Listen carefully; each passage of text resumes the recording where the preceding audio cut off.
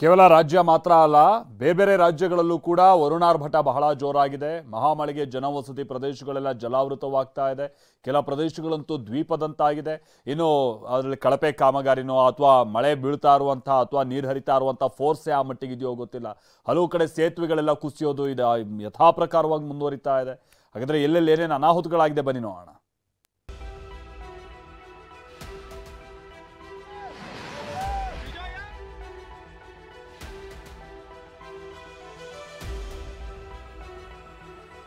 ಊರಿಗೆ ಊರೇ ಮುಳುಗಿದೆ. ಮಳೆ ಆರ್ಭಟಕ್ಕೆ ಜನಜೀವನ ಅಸ್ತವ್ಯಸ್ತವಾಗಿದೆ. ಪ್ರವಾಹದಲ್ಲಿ ಸಿಲುಕಿ ಜನ ವಿಲವಿಲ ಅಂತಿದ್ದಾರೆ. ಉತ್ತರ ಪ್ರದೇಶದಲ್ಲಿ ಸುರಿತಾ ಇರುವ ಭಾರೀ ಮಳೆಗೆ ಜನರು ತತ್ತರಿಸಿ ಹೋಗಿದ್ದಾರೆ. ಧಾರಾಕಾರ ಮಳೆಗೆ ಭೋಲನಾಥ ಕಾಲೋನಿ ಜಲಾವೃತ.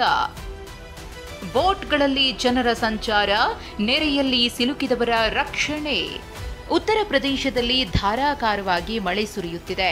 ಮಳೆಯಿಂದಾಗಿ ತಗ್ಗು ಪ್ರದೇಶಗಳಿಗೆ ನೀರು ನುಗ್ಗಿದ್ದು ಮನೆಗಳೆಲ್ಲ ಜಲಾವೃತವಾಗಿವೆ. ಭೋಲನಾಥ ಕಾಲೋನಿಯಲ್ಲಿ ಮಳೆ ನೀರಿನಿಂದ ಸಂಪೂರ್ಣ ಮುಳುಗಡೆಯಾಗಿದ್ದು ಜನರು ದೋಣಿಗಳಲ್ಲಿ ಸಂಚಾರ ಮಾಡುತ್ತಿದ್ದಾರೆ. ಮಹಿಳೆಯರು, ಮಕ್ಕಳು ಬೋಟ್ ಮೂಲಕ ಸುರಕ್ಷಿತ ಸ್ಥಳಗಳಿಗೆ ಶಿಫ್ಟ್ ಆಗ್ತಿದ್ದಾರೆ. ಇನ್ನು ಭಾರೀ ಮಳೆಗೆ ರಸ್ತೆಗಳೆಲ್ಲ ಜಲಾವೃತವಾಗಿವೆ.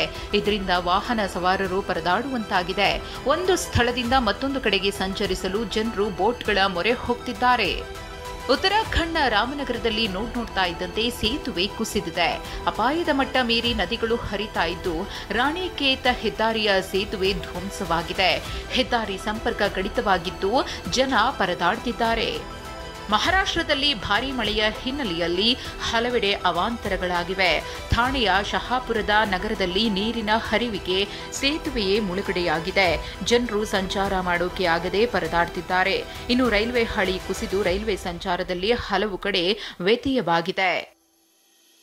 ನೇಪಾಳದಲ್ಲಿ ಮಳೆ ಆರ್ಭಟ, ದ್ವೀಪದಂತಾದ ಕಠ್ಮಂಡು.